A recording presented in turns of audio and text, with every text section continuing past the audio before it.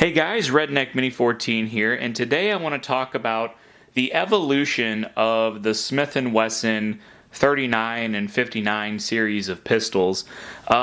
These two series of pistols are one of my favorite all-time pistol series in history.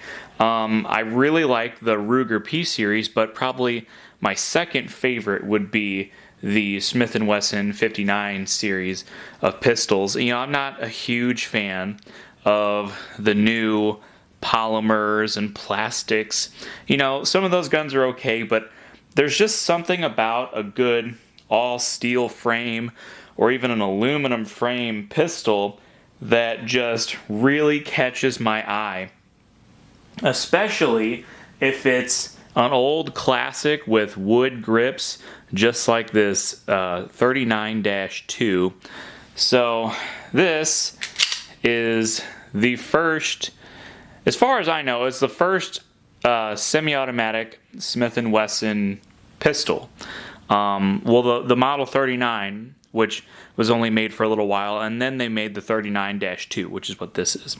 Now, I'm not 100% sure what all the differences are between those two pistols, because there's really not a whole lot of 39s out there, and if you find one, they're pretty expensive. Even this one, with all these scuffs on the frame, it was pretty expensive. But as far as I know, this was the first semi-automatic pistol that Smith & Wesson ever produced, and it came after World War II, when the U.S. military was looking for a new sidearm. They had the 1911, which was a 45 ACP, which was a good pistol.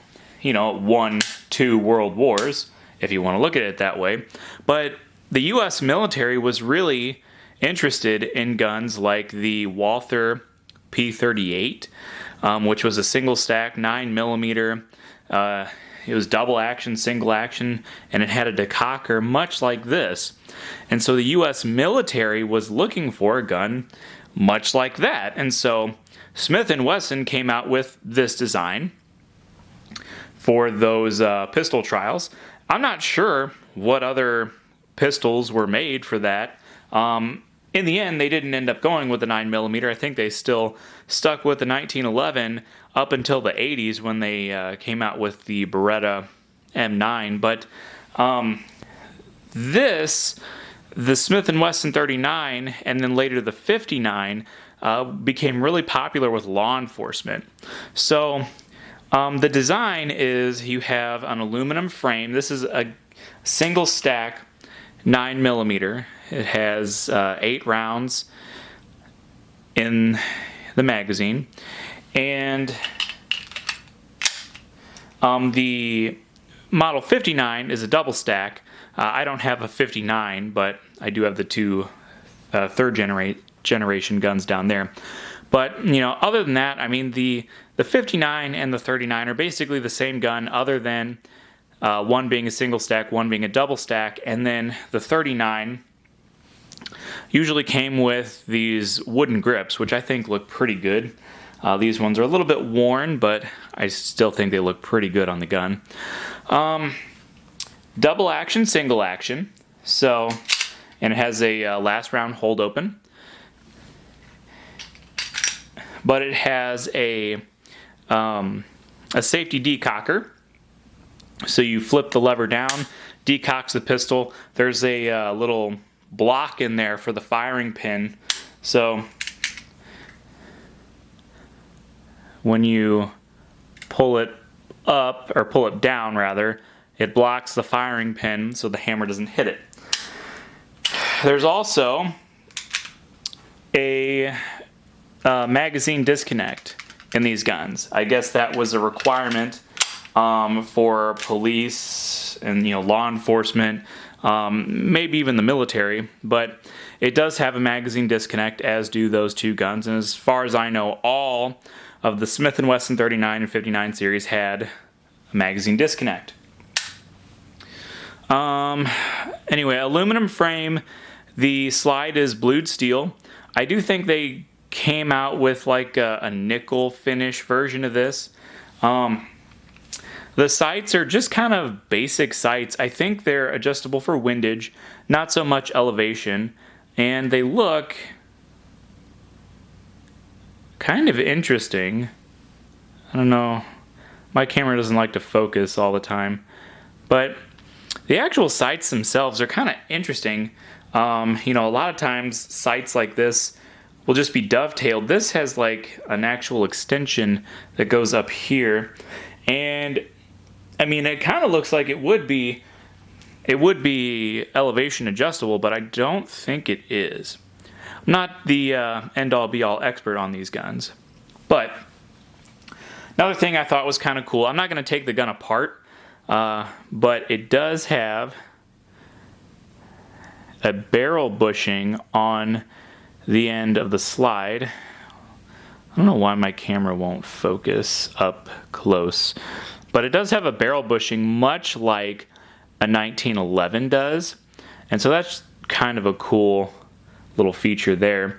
I believe the second generation guns, you know, the 439, the 459, which, you know, the second generation guns had 3-digit model numbers. So you have the 39 and 59, which is the first generation, and then you have the, you know, 459 and 659 and, you know, 439, or 639. And those numbers all mean something. Like 6 means stainless steel. 4 usually means blued with an aluminum slide. 5 usually means all blued steel. And then I think 3 means an aluminum frame with a stainless slide. I don't think there are too many 3 models out there.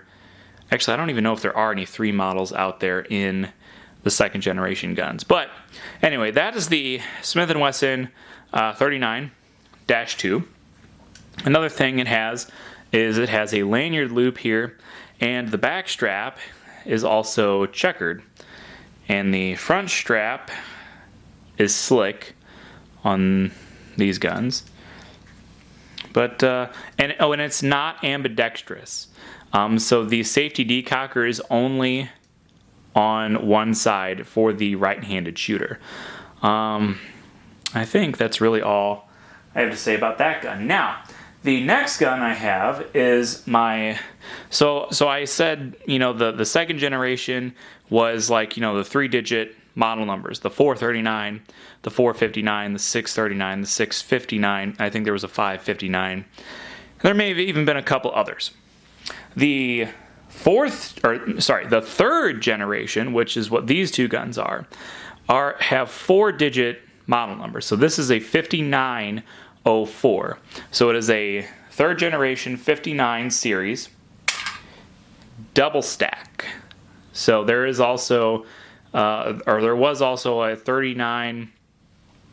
Well, there was a 3906. I'm not sure if there was a 3904. There might have been.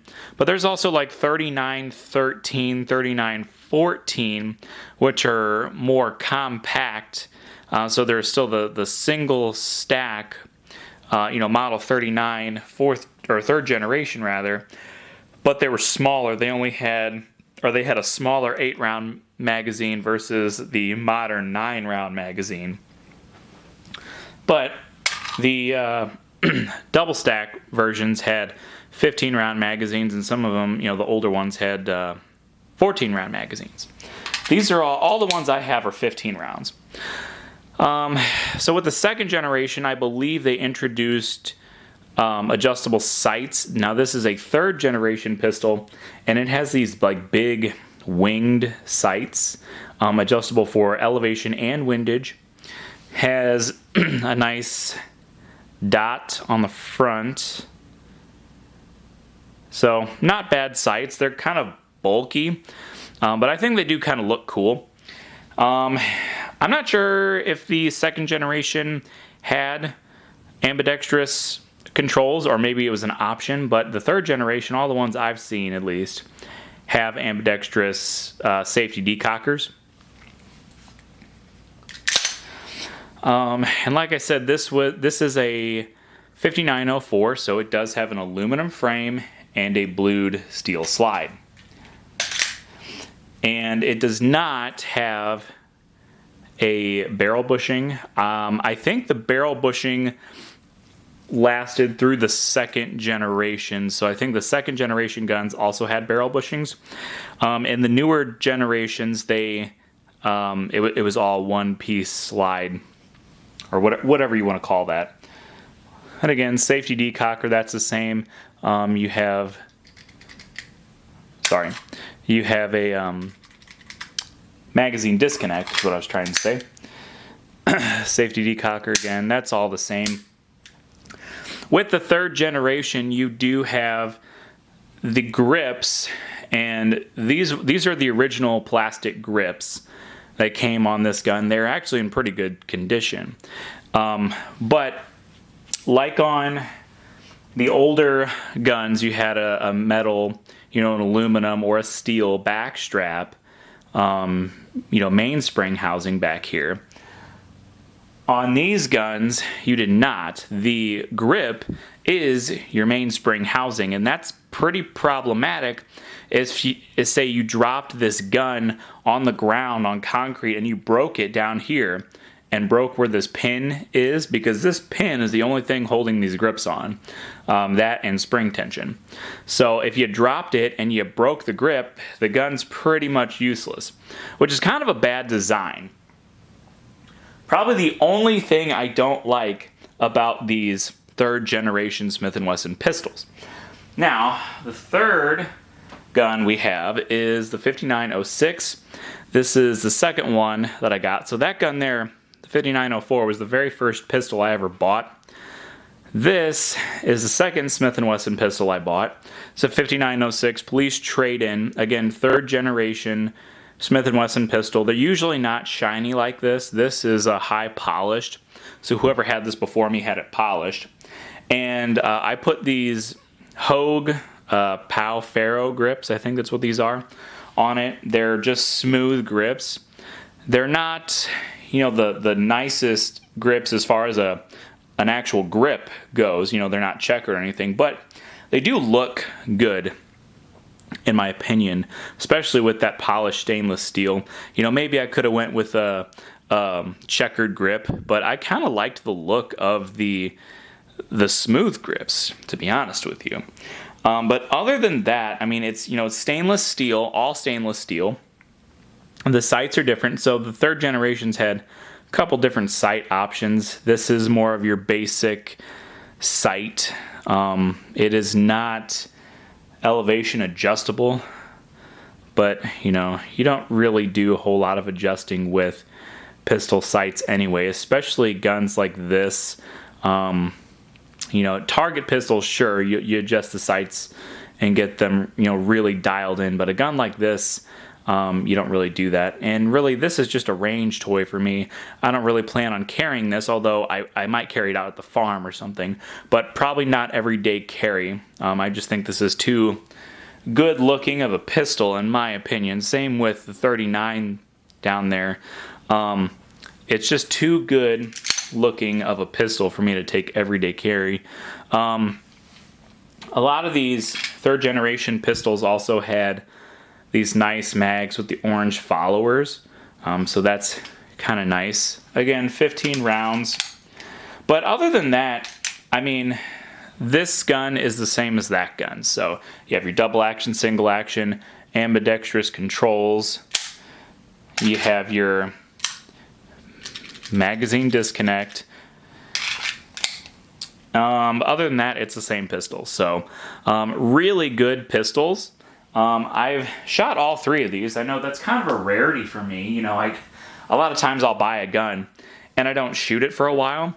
I've shot all three of these. Had a couple malfunctions with this one because I'm sure that extractor is a little bit worn out and it probably could use a new one. Had a couple malfunctions with the 5904 with hollow points. No problems with full metal jacket though, and then I haven't had any problems with the 5906. So generally speaking, they are really good, reliable pistols, but being that they're older pistols, sometimes parts wear out and you might have a malfunction here or there, or you just might have some bad ammo. But especially with the 39, I'm sure that's just some worn parts. Again, I didn't buy that to be an everyday carry gun or anything like that. I just bought it to be, I actually bought it to be a coyote pistol for taking the dogs out, protection against coyotes. But, we'll probably get a new extractor for it, and it should, anyway, be good to go. But, anyway, that is all I have for this video. Hey, before I go, I just thought I'd remind everybody that I do have a second channel called Redneck Off the Range. Over there, I post most of my non-gun related content, so whether it's a video on my new tractor, my power tools, my projects that I'm working on, maybe wild game recipes, or just a random vlog, I post all of this kind of content over on my secondary channel. So if you're interested in that kind of stuff, go check it out, Redneck Off the Range. But that's all for this video, so subscribe to my channel, like me on Facebook. I'm Redneck Mini 14, and until next time, be safe.